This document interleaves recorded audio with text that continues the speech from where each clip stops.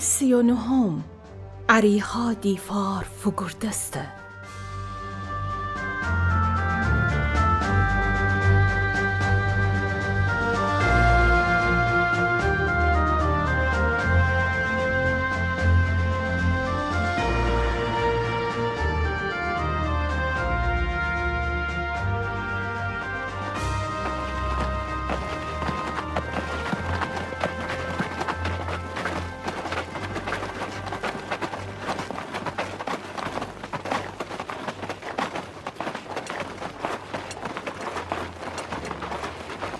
وقتی اسرائیلیان اریهای فرسیدی تمام شهر دروازه‌ین دوسته بید.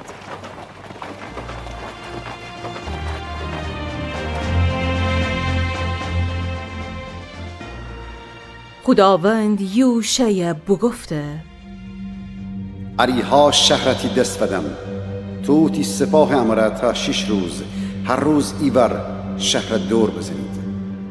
7 کاهنم و عهد و پیمان صندوق جلو کرنا به دست را دکفید. 7 روز ریتی سپاه امره 7 بار شهر دور بچرخید و کاهنان کرنا بزنید. وقتی که کرنا صدای اشتوی دیگران بگو که داد بزنید.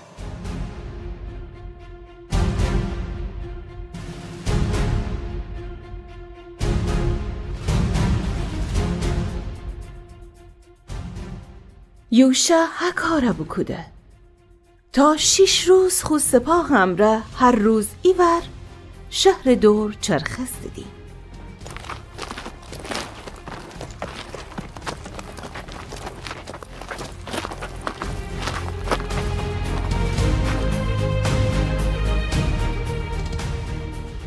هفتمی روز ره 7 مرتبه شهر دور بچرخستید و کاهنانم کرنا زیدی.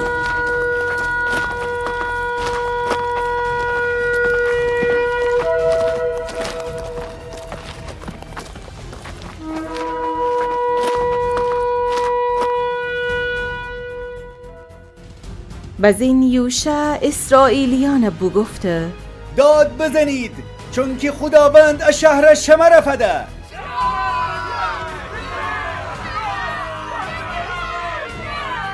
تمام اسرائیلیان داد بزید و شهر دیفار فگردسته.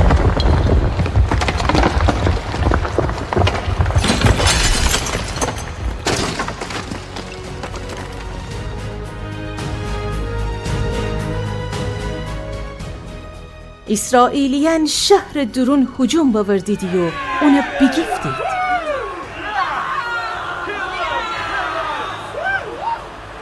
ولی راها به اون خانه آدمان رحم بکدید هوتو که اسرائیلی جاسوسان اون قول بده بید.